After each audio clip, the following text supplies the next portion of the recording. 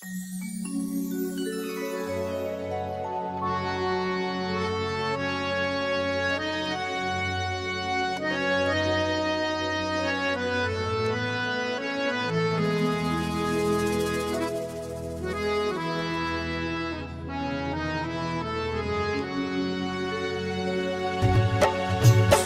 बा मोर सहारा, हे गुरु मोर सहारा, सतनाम के दीपक जगमाओ जियारा।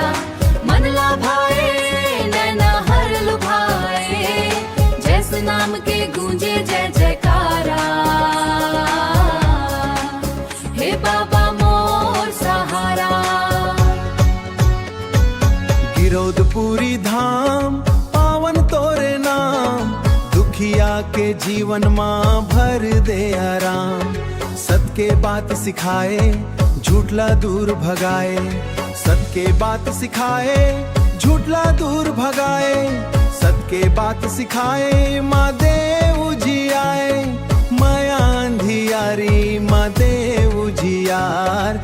जपो सत नाम जपो सत गुरु तोर नाम। हे बाबा मोर सहारा, हे गुरु मोर सहारा, सतनाम के दीपक जगमाओ जियारा। मन लाभाए नैना हर लुभाए, जैस नाम के गूंजे जय जयकारा।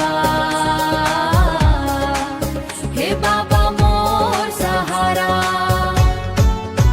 सादा धोती पहिरे मुखमा मुस्कान, दया औ माया के देश पाजत खाला बहलाए।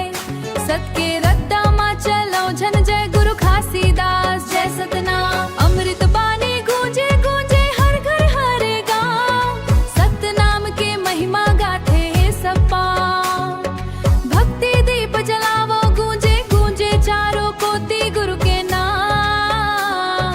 पावन तोरे बाबा तोरे नाम। हे बाबा मोर सहारा, हे गुरु मोर सहारा, सतनाम के दीपक जगमाओ जियारा।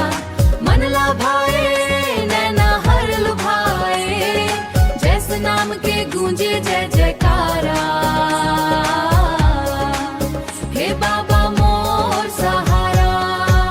दुख हर लेवो सुख भर देवो, भटके मन खिला रद्दा दिखावो।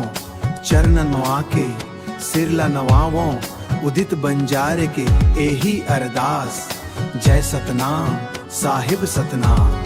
सतनाम